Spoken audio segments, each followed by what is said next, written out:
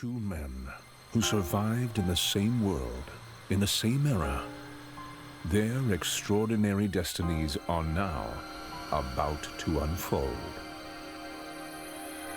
Saga Frontier 2 Remastered. Bonsoir mes très chers Ziliatropes. Voici un jeu que je veux vous faire part, que je tenais à cœur de vous partager depuis bien longtemps, mais je n'avais pas l'outil nécessaire, mais maintenant il est là. Saga Frontier 2 est sorti depuis le 27 mars sur Switch et sur Steam. Je suis très heureuse de retrouver cette nostalgie, ce jeu qui m'a vraiment marqué, non seulement pour l'histoire, les dialogues et les choix, mais aussi les musiques qui sont très beaux. Et déjà pour à l'époque, c'était quand même très gratifiant. Saga Frontier 2, c'est un jeu sorti le 1er avril 1999. Il a eu un succès.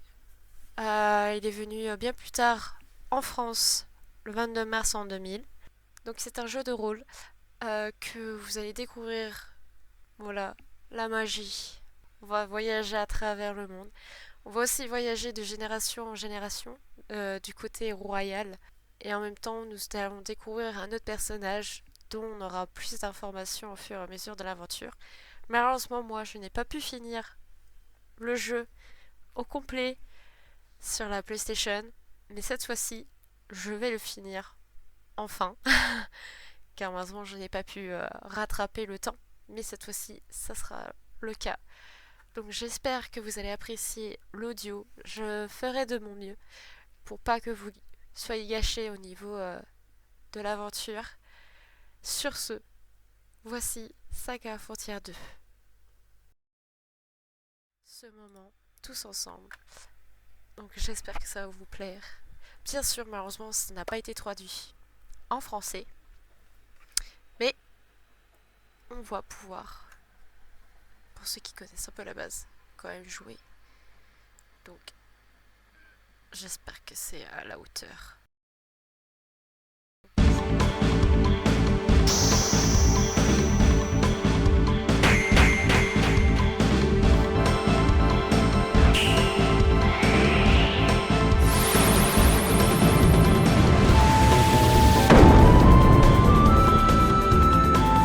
Faites-les descendre.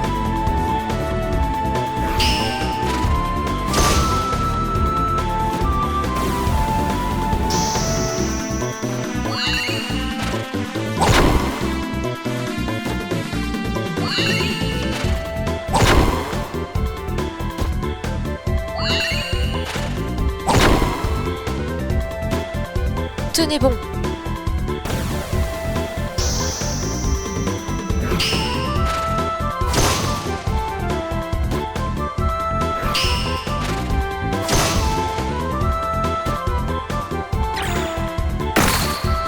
Battez-vous jusqu'au bout.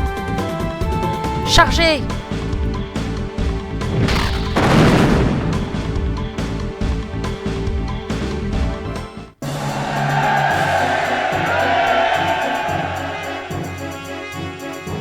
Excellent. Nous allons immédiatement poursuivre l'armée du marquis d'Otto. Votre Majesté, Son Altesse Sophie a accouché en toute sécurité. Et alors, c'est un garçon ou une fille? Il est en pleine forme, Votre Majesté. Bravo, Sophie. Arrêtez la poursuite. Nous retournons à terre.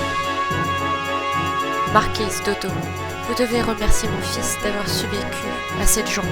Longue vie au roi Gustave! Hurrah! Un héritier est né!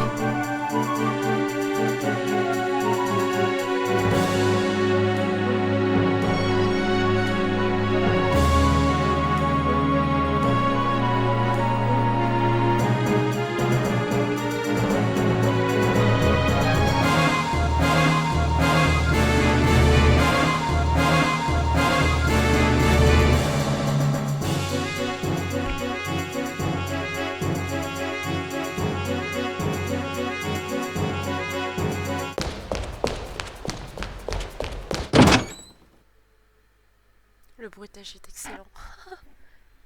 Bienvenue chez vous, monseigneur. J'espère que vous êtes indemne. Je vais bien. Et vous aussi, comment allez-vous? L'enfant et moi allons bien.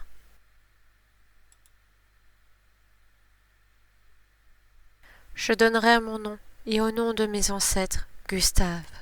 Tu seras Gustave XIII. Deviens un grand homme, un homme qui ne déshonorera pas notre nom.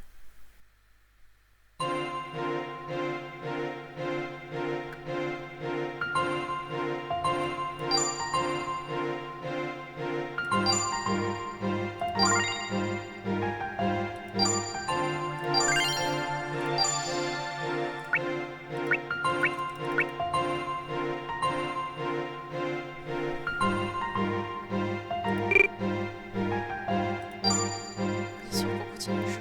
Oh là là, c'est ce jeu que j'aime. Parce que là, c'est là où nous sommes nés. Gustave Bird en 1220. Nous avons Gustave Eiffel et le fameux Will.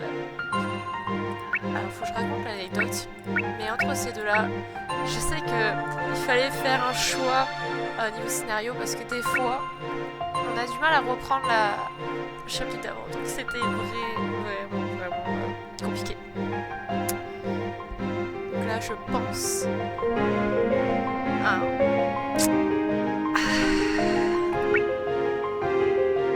celui-là, j'aime pas parce que c'est le moment où il y a un drame qui va se passer.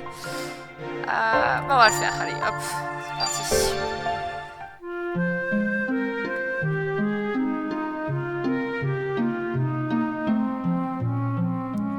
Cette image est juste magnifique. Aujourd'hui, c'est le jour où Gustave tente la cérémonie du Firebrand.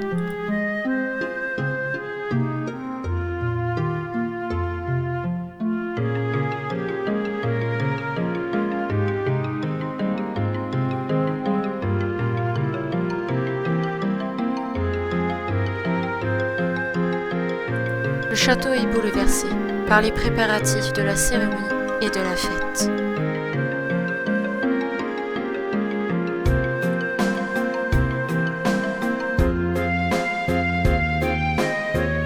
Le Firebrand, le trône ancestral de la famille Eugène. Comme son nom l'indique, il réagit à l'anima du feu. À l'âge de 7 ans, un prince subit une cérémonie qui lui permet de déterminer s'il est digne de manier le Firebrand et de devenir l'héritier du trône.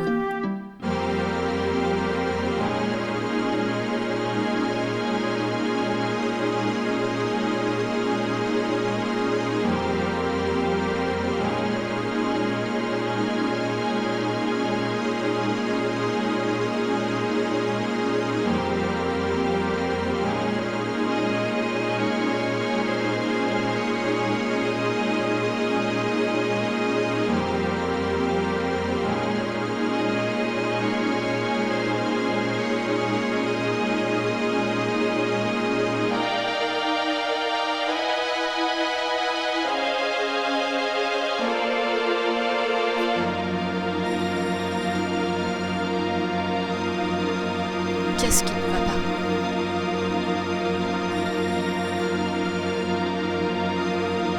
Concentre ton anima sur l'épée.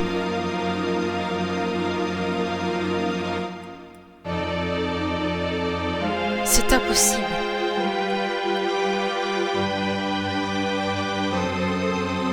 Cette chose n'est pas notre enfant. Tu ferais mieux d'oublier son existence.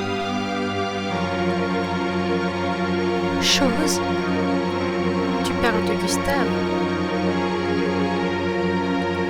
Mais tu tenais profondément à lui.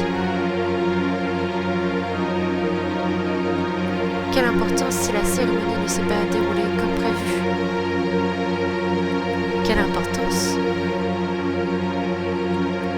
Je vais te dire pourquoi. Aucune anima n'a été retirée de lui lorsqu'il a touché le Firebrand. Les arbres, l'herbe et même les rochers ont de l'anima.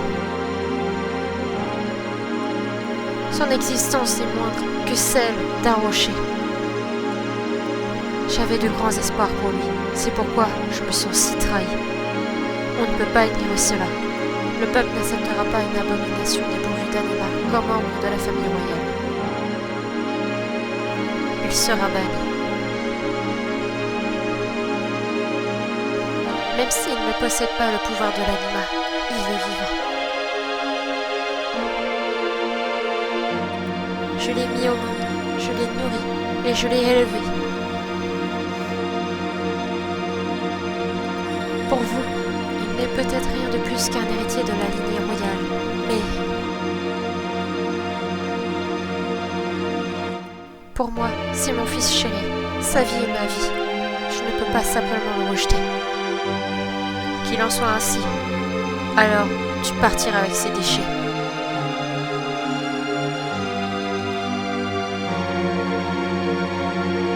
Viens. Allons-y.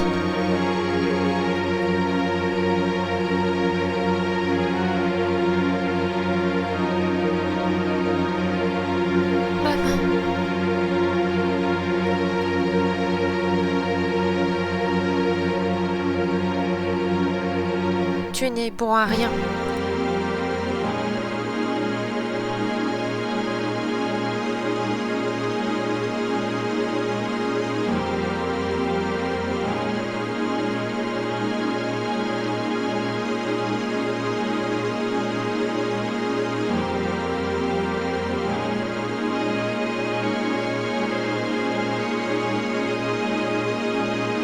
Pardonnez-moi, Votre Altesse. C'est la plus belle maison du quartier.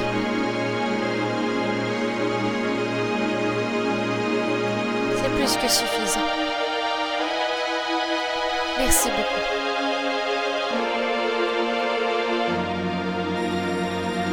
Que devons-nous faire maintenant?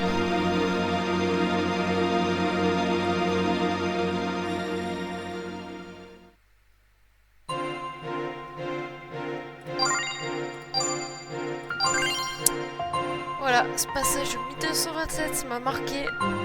C'était la scène où, heureusement, nous-mêmes, Gustave n'a pas d'Amina qui permet de faire l'héritage, de poursuivre l'héritage pour faire. Donc, c'est vrai que ça a été une scène pour moi qui m'a beaucoup touchée. Et je me suis dit à ce moment-là que ça peut arriver à tout le monde. Mais bon, continuons sur la suite. Et voilà, c'est ça. Ah non, ça va. J'ai encore le wheel. Donc, on va continuer sur Living in the Homeland. Donc là, qu'est-ce que le... Donc Gustave et sa mère, Sophie, ont été bannis du royaume. Et maintenant nous sommes à Gustave et sa mère, Sophie, qui sont bannis du royaume. Que leur destin leur présage. Nous en avons terminé pour aujourd'hui.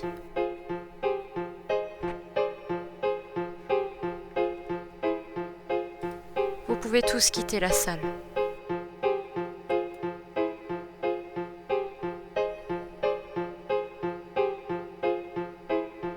Votre Majesté, si vous me le permettez...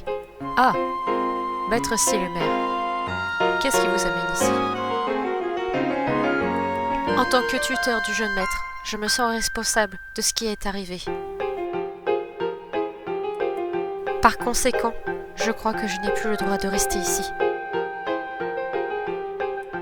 Je demande la permission de quitter le palais. Très bien, qu'il en soit ainsi. Merci pour vos services ces 4 dernières années.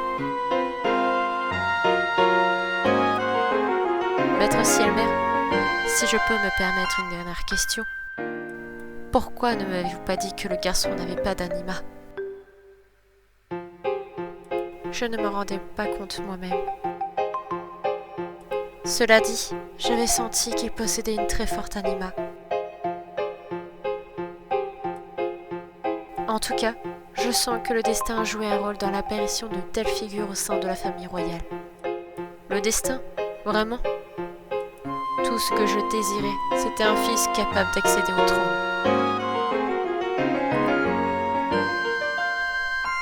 Quartier pauvre.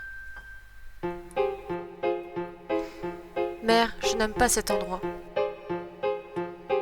J'ai peur que nous n'ayons nulle part où aller, Gustave. Il serait préférable que nous puissions rencontrer un homme, mais Sa Majesté ne le permettrait probablement pas. Je dois admettre que je me sens mal de te faire rester dans un endroit comme celui-ci, mais... Votre Altesse, jeune maître. Maître Selmer. Seigneur Selmer. Pourquoi êtes-vous venu ici? Sa Majesté m'a autorisé à partir. J'ai donc décidé de rentrer à Grugril. Je suis venu voir si vous serez intéressé à me rejoindre. Je ne peux pas imaginer que Sa Majesté nous autorise à partir. Peu importe combien de temps vous attendrez ici, je ne crois pas que Sa Majesté aura le cœur de pardonner au jeune maître. Au contraire. Mon Dieu, non! C'est impossible. Il n'oserait pas. Une fois à Gruggel, il vaut mieux que tu demandes l'asile au roi Sui Dena. Très bien. J'ai toujours laissé les affaires concernant Gustave à ta discrétion. Je tiendrai compte de tes paroles.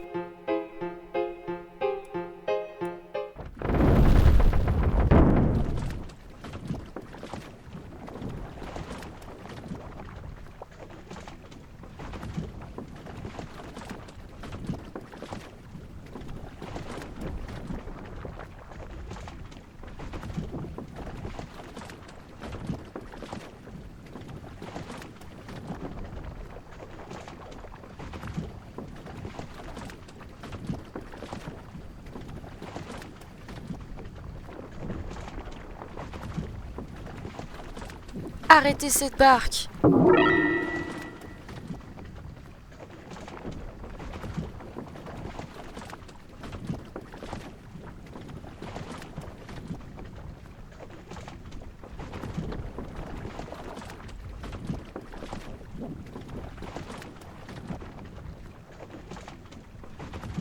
Il faudra 20 ans avant que Gustave ne revoie ce château.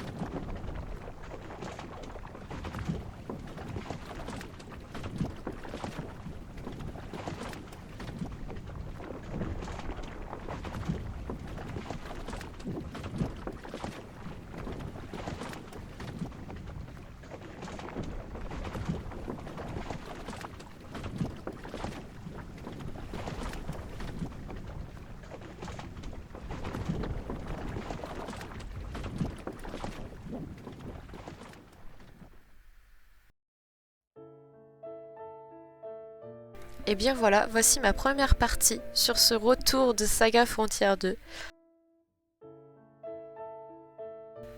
Et bien sachez que je suis très heureuse de pouvoir rejouer à ce jeu et enfin avoir la fin de ce jeu surtout, car malheureusement je n'ai jamais pu terminer ce jeu et là j'ai l'opportunité, donc je vais me faire un plaisir non seulement de voir la fin et aussi de vous le partager si parmi vous n'avez pas pu avoir une fin aussi, si vous n'avez pas pu arriver aussi bien à la fin du jeu. Et bien je vous dis à la prochaine pour la partie 2 de Gustave, 12 ans en 1932. Bye!